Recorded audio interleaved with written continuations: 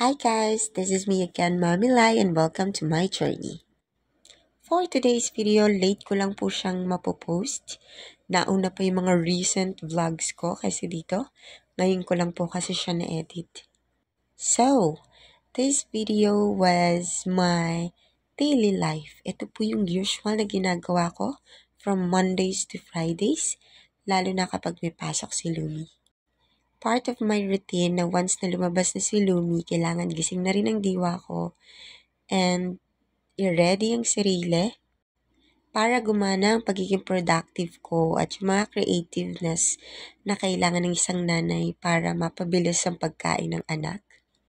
So we play rock, paper, scissors, shoot. Then habang siya kumakain ng egg and ako naman ay suman. And then pinainom namin siya ng gamot kasi may problem siya sa teeth. Kaya ako din yung nagtututbrush sa kanya, tinuturuan ko siya. And also, ina-explain ko sa kanya kung ano yung purpose ng fluoride, kaya minsan nangihingi siya. Madalas, hindi ako yung nagpapaligo sa kanya. So, once na mag-start na siyang maligo, may laro kami na magbibilang lang akong 20 seconds. Kailangan, tapos ka na. So, may mga ganun po kaming scenario lagi. At syempre, kailangan, naglalaro ka pa din at ine-enjoy. So, inayusan ko na siya dyan para makapasok siya. And nung umalis na sila, nag-start na akong mag-alaga naman para sa sarili ko. Since nakakain na ako, naghilamos na ako ng face gamit ang Celetec na binili ko dahil nga tinigyawat ako at saka dumami talaga yung mga acne ko sa likod, sa muka, sa leeg at sa dibdib. So, yung Celetec na binili ko, travel pack lang siya. So, meron siyang cleanser, toner, at saka moisturizer.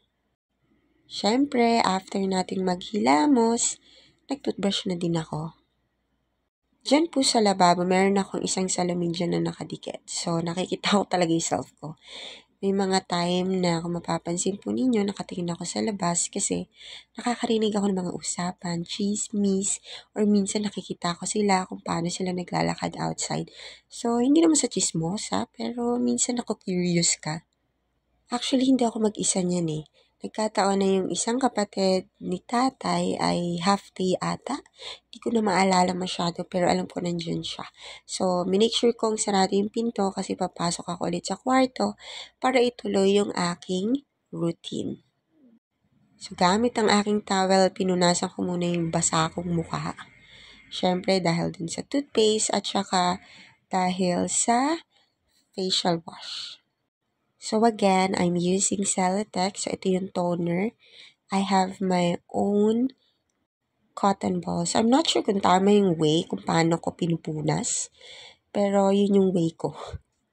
After ng aking toner, syempre, yung moisturizer kapag natuyo na yung face. Kasi 'di ba pag toner, ang intindi ko binubuksan niya yung mga pores mo. So para maalagaan mo yung skin at maging soft siya, kailangan may moisturizer ka. Dati kasi ang gamit ko serum eh. Hindi ko alam yung differences, pero yun lang yung ginagamit ko. So after that, niready ko rin yung mga gamot ko. As a preggy mom, kailangan ko uminom ng vitamins and then yung calcium, which is ito. Luckily, ang calcium ko is chewable. So, madali lang siya. And then, gumagamit din ako nung aking lip balm kasi nga, nagbabalat yung labi ko, nagda-dry talaga. Kahit panay naman ako sa water, kaya nagtataka din ako bakit nangyayari. Actually, last week, nagpalit na ako ng Cobre Kame. So, probably, earlier talaga ng February to, or end of January, hindi ko na lang maalala. So, after kong ayusin yung kama at linisin, syempre, pahinga na ako. Ayan ako. Kasi syempre nakakapagod din yun ang aga kong nagising. Di rin naman maaalis na kailangan ko munang i-check bago ako matulog at mag-post dun sa pages or groups kung saan kami ay nag-deliver ng mga foods na aming lulutuin.